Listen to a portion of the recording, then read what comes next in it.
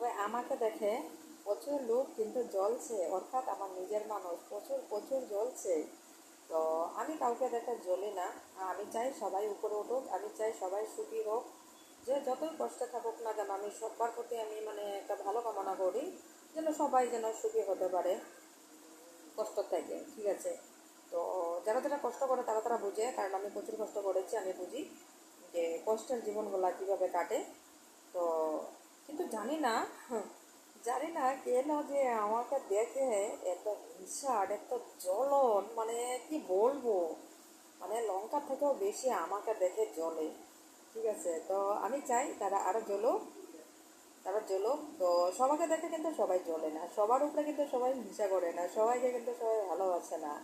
এখানে ধনী হোক বা গরিব হোক, ভালোবাসার একটা গুণ থাকতে হবে। এই যে তোমরা আমাকে এত ভালোবাসো, নিশ্চয়ই আমার কিছু একটা গুণ আছে, তাই তোমরা আমাকে এত ভালোবাসো, এত সম্মান দাও। তোমরা হয়তো বিশ্বাস করবে না, আমি যে আমার বাস্তি বিয়েতে গিয়েছি, আমার দাদার মেয়ের বিয়েতে গিয়েছি, এখানেও যে আমার দাদার বাড়িতেও, মানে ওরা এখানে থাকে, কিন্তু আমি তো এখান থেকে তেজপুর থেকে গেছে ঢেকাগুলি, ঠিক আছে?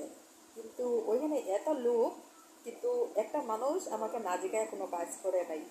সবাই কিন্তু আমাকে জিজ্ঞাসা করছে, অর্থাৎ দাদাও কিন্তু আমাকে জিজ্ঞাসা করছে যে হ্যাঁ না, কীভাবে কী করলে ভালো হবে, কার কী লাগবে, মানে সমস্ত কিছু আর কি, বিয়ের যত আয়োজন সব কিন্তু মানে আমি বলে বলে দিচ্ছি আর দাদা করছে। কারণ দাদা তো ছেলে মানুষ, দাদা তো এত কিছু জানে না, না কি লাগবে কি না লাগবে। তো আমার সাধ্য মতন যতটা পারছি আমি করে দিচ্ছি, নিয়মই হোক বা যে কোনো হোক আমি করে দিচ্ছি, যতটা আমার সাধ্য মতন আমি করে দিয়েছি।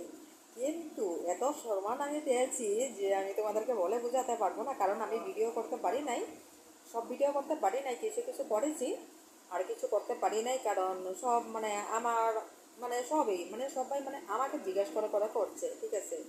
মানে সবাই ওখানে আশেপাশে বৌদিরা, দাদা এবং সবাই আর কি, দাদাও কিছু একটা লাগবে কি না লাগবে জিজ্ঞেস করছে আমাকে। কিন্তু আমি কিন্তু একজনের বড়, আমরা কিন্তু 8 জন ভাই বোন। তো 3 জন মারা গিয়েছে, 2 দিদি মারা গিয়েছে, আমার উপরে দাদাটা মারা গিয়েছে, সবার বড় দাদা আমার। তো আমি দাদাকে ভীষণ সম্মান করি, দাদার চোখে চোখে তাকায় এখনও কথা বলি না। আর এতটাও সাহস নেই, বাস দাদা বললো আমি শুনলাম, আমি 5 মিনিট পরে বললাম হ্যাঁ এটা লাগবে বা ওটা লাগবে, বাস এত নাস্তা করে বললাম। আর এত উঁচা গলায় কথা বলার সাহস আমার নেই, এখনকার যেরকম মেয়েরা দাদার সাথে তর্ক করে এতটা সাহস আমার নেই। বাট আমি এখন পর্যন্ত করি না, হয়তো তোমরা বলবে যে না, হ্যাঁ বলছো এরকম, কিন্তু না, ভগবান দিব্যি রেখে বলছি, দাদার সামনে এখন আমরা চোখ ওঠায় কথা বলার সাহস নেই, আমার নেই। আর সব বন্ধুরা আছে বাট আমার নেই, আমি এখনও দাদার